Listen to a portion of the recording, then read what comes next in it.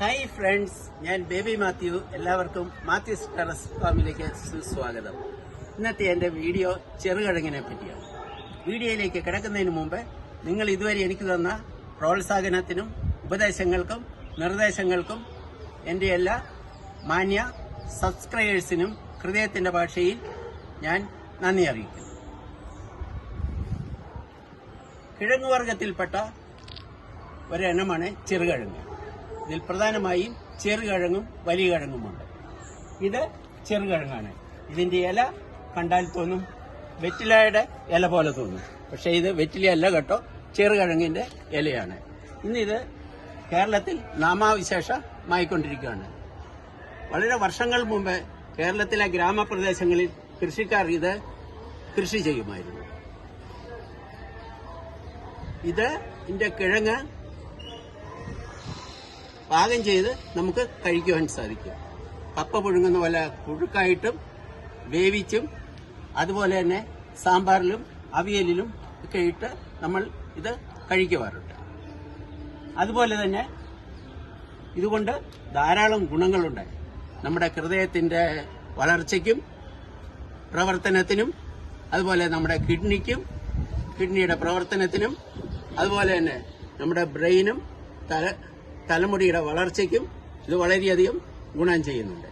ഇതിൽ ധാരാളം ഫൈബേഴ്സ് അടങ്ങിയിട്ടുണ്ട്. അതുപോലെ തന്നെ സ്ത്രീകൾ വർഷങ്ങൾക്ക് മുമ്പ് ഇതിന്റെ കിഴങ്ങെടുത്ത് കല്ലിൽ അരച്ച് ഷാമ്പു ആയിട്ട് തലമുടിയിൽ തേക്കുകയും തലമുടിയുടെ ചെളി കളയുകയും അതുപോലെ തന്നെ തലമുടിയുടെ വളർച്ചയ്ക്കും ഇത് വളരെയധികം ഗുണം ചെയ്യുന്നതാണ്. ഇതിൽ വൈറ്റമിൻസ് അടങ്ങിയിട്ടുണ്ട്. പ്രധാനമായിട്ടും vitamin A, vitamin C, vitamin D1 ധാരാളമായി അടങ്ങിയിട്ടുണ്ട്. ഇതെല്ലാമാണ് ഇതിന്റെ സവിശേഷതകൾ. ഇത്രയും ഗുണകരമുള്ള കിഴങ്ങ് നമ്മൾ എങ്ങനെ കൃഷി ചെയ്യുന്നതെന്ന് നോക്കിക്കളാം. ഇതാണ് ഞാൻ നടാൻ പോകുന്ന ചെറുകിഴങ്ങ്. ചെറുകിഴങ്ങില് ധാരാളം ചെറിയ ചെറിയ നാരുകൾ ഉണ്ടായിരിക്കും, വേരുകൾ. വലിയ കിഴങ്ങിന് അധികം വേരുകളില്ല, കിഴങ്ങ് വലുതായിട്ടിരിക്കും.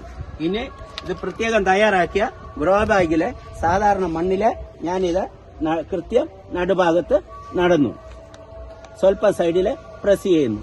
അതിനുശേഷം 1:1 റേഷ്യോയില് എല്ലുപൊടി, ചാണകപ്പൊടി, കുമ്മായം, വേപ്പിൻ പിണ്ണാക്ക് എന്നടങ്ങിയ മിശ്രിതം ഇതിന്റെ മുകളിലേക്ക് ഇടുന്നു.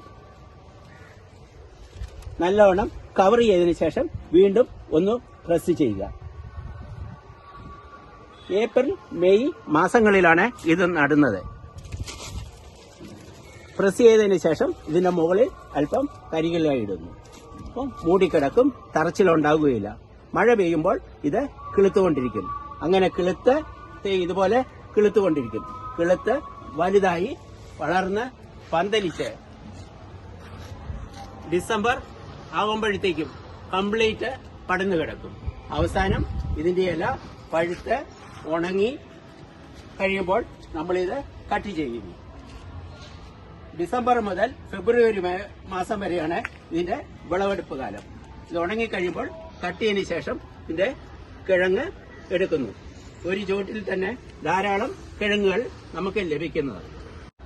ഇത്രയേ ഉള്ളൂ ഈ ചെറുകിഴങ്ങിനെ പറ്റി. നിങ്ങൾക്കെല്ലാവർക്കും എന്റെ ഈ വീഡിയോ ഇഷ്ടമായെങ്കിൽ ലൈക്ക് ചെയ്യുക, സബ്സ്ക്രൈബ് ചെയ്യുക, ഷെയർ ചെയ്യുക, അതുപോലെ കമന്റ് ചെയ്യുകയും ചെയ്യുക. ഇനിയൊരു വീഡിയോയുമായി കണ്ടുകിട്ടുന്നത് വരെ നന്ദി, നമസ്കാരം.